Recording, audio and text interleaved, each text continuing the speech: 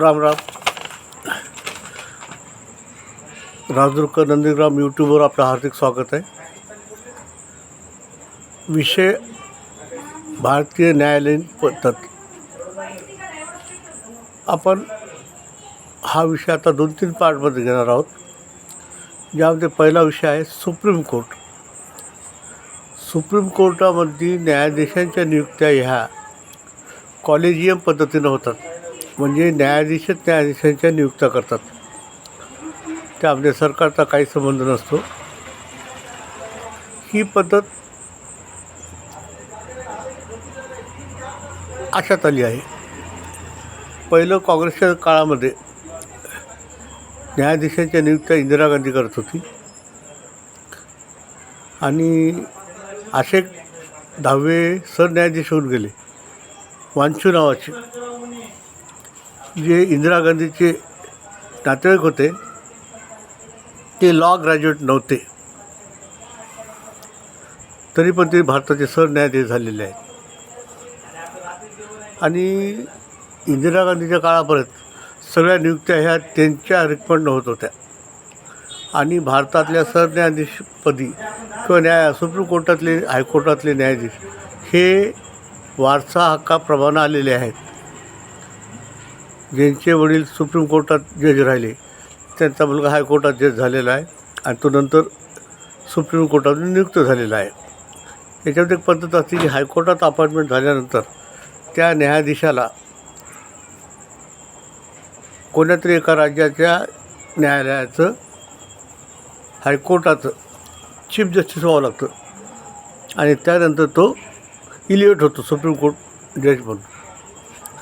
तर सुप्रीम कोर्टामध्ये आत्तापर्यंत जे काही जजेस आलेले आहेत त्यांचे वडील सरन्यायाधीश राहिले किंवा हायकोर्टाचे न्यायाधीश किंवा सुप्रीम कोर्टाचे न्यायाधीश राहिले, त्यांची मुलं हे न्यायाधीश झालेले आहेत. आणि त्या नियुक्त्या ह्या सरकारनं केलेल्या आहेत.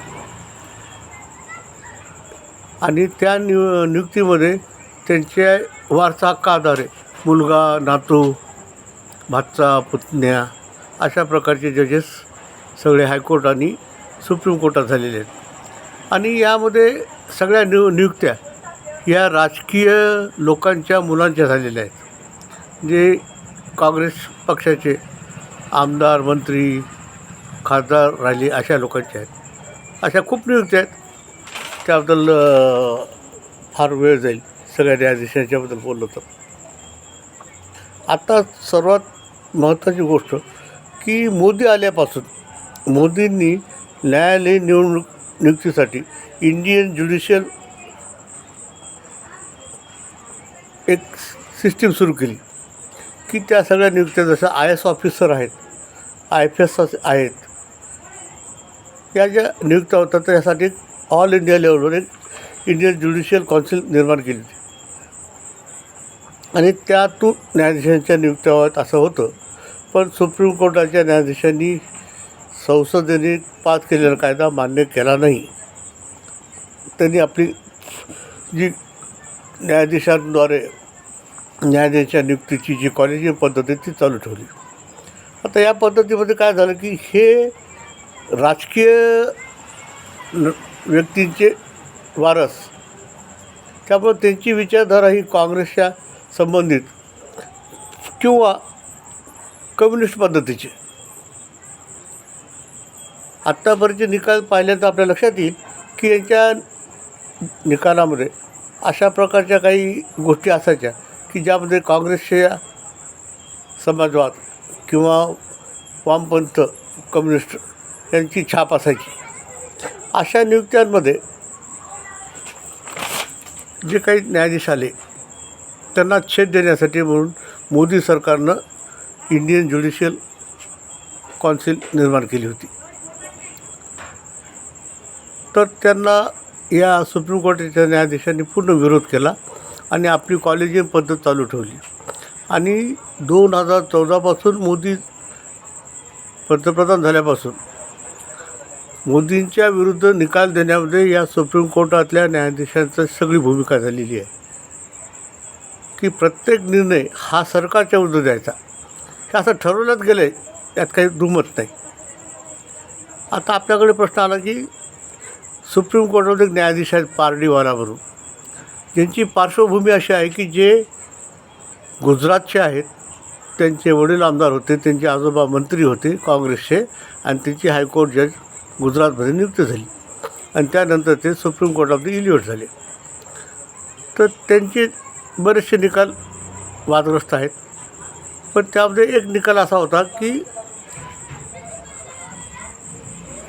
सुप्रीम कोर्टामध्ये जे काही मोदीच्या विरुद्ध आलेले प्रकरण आहेत, त्या निकालाचा मोदी सरकारच्या विरुद्ध निर्णय देणं हा यांची भूमिका आहे. एक भूमिका अशी घेतली की नुपूर शर्मा ही भारतीय जनता पक्षाची प्रतोद होती आणि एका टी व्ही चॅनलच्या डिबेटमध्ये तिनं असं सांगितलं की एका धर्माचा त्यांच्या धर्मग्रंथामध्ये काय उल्लेख आहे हे फक्त तिनं उदकच केलं, ते सांगितलं तिनं. तर त्याविरुद्ध सुप्रीम कोर्टाचे रिट पिटिशन आले होते आणि बऱ्याच प्रमाणात बऱ्याच ठिकाणी केसेस दाखल झाल्या भारतात. तर नुपूर शर्मा यांनी सुप्रीम कोर्टामध्ये एक याचिका दाखल केली. त्यांनी असं सांगितलं की ह्या सगळ्या जे केसेस आहेत ते एका ठिकाणी करण्यात याव्यात, एका न्यायालयात. तर हे जे पारडीवाला नावाचे जज आहेत त्यांनी सांगितलं की नुपूर शर्माला तुमच्या बोलण्यामुळं भारतामध्ये एवढी गदारोळ झालेला आहे, दंगल होण्याची शक्यता निर्माण झालेली आहे, अशा प्रकारची त्यांनी टिप्पणी केलेली आहे, जी फक्त तोंडी केली, ती निकालात नोंद नाही आहे. आणि त्यानंतरची हाईट की सुप्रीम कोर्टाला राज्यपालांच्या विरुद्ध एक रिट पिटिशन तामिळनाडूचं आलं होतं.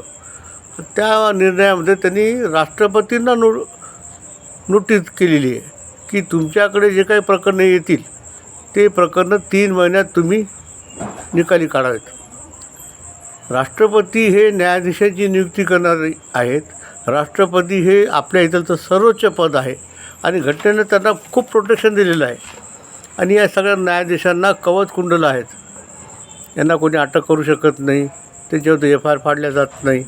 त्यांना जर काढायचं असेल तर राज्यसभा किंवा लोकसभेमध्ये त्याच्याविरुद्ध एक अभियोग यावं लागेल आणि त्या ठिकाणी लोकसभेमध्ये 100 खासदारांच्या सह्यांचा एक ठराव आला पाहिजे तिथलच्या सभापतीला, आणि राज्यसभेमध्ये जर यायचं असेल तर त्या ठिकाणी 50 खासदारांच्या सह्या असलेला ठराव यायला पाहिजे.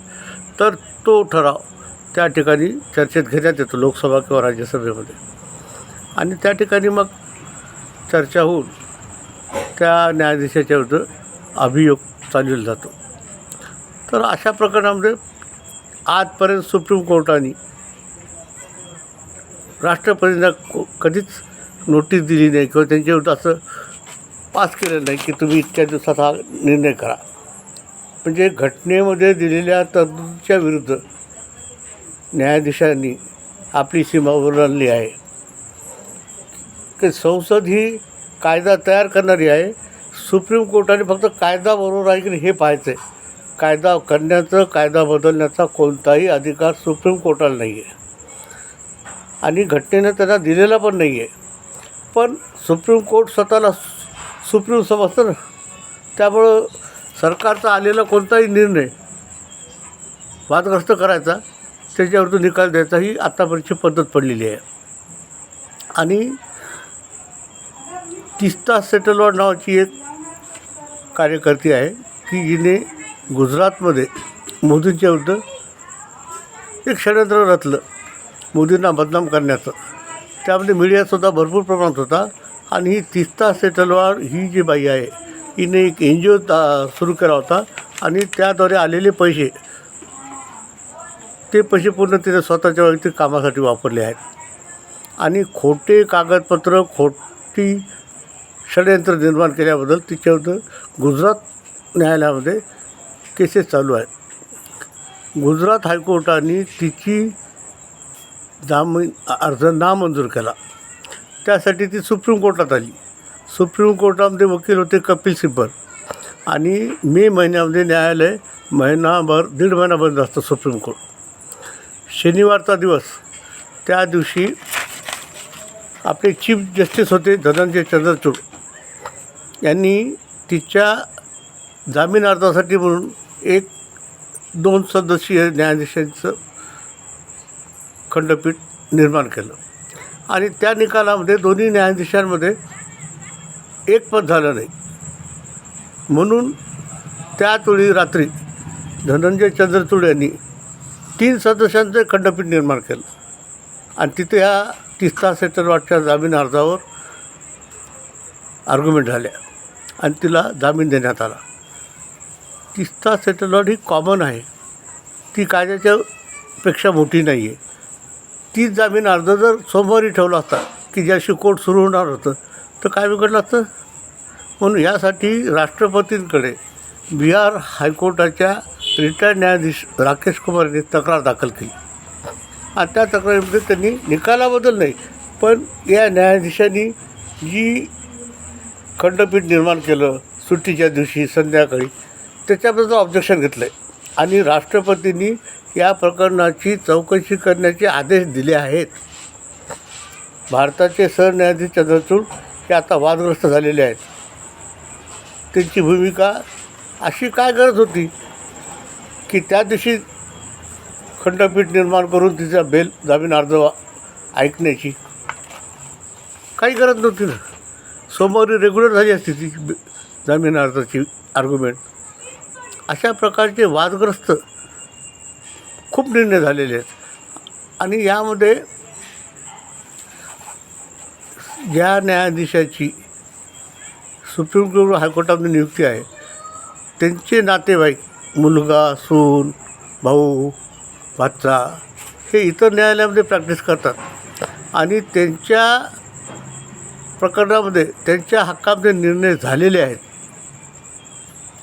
आणि त्यानंतरची हाईट की दिल्ली हायकोर्टाचे एक न्यायाधीश होते यशवंत वर्मा यांच्या घरी बोरीमध्ये 15-20 बोरीमध्ये पोत्यामध्ये पैसे भरले होते आणि आग लागल्यामुळं त्यातल्या काही नोटा जळून गेल्या आहेत.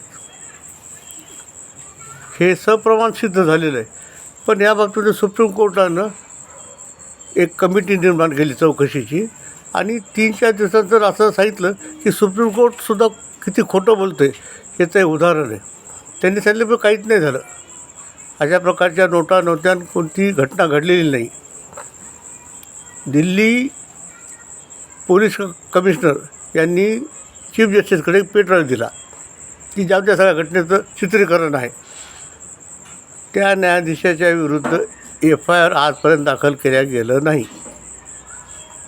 सुप्रीम कोर्टानं यामध्ये घेतलेली भूमिका ही कचखाऊ आहे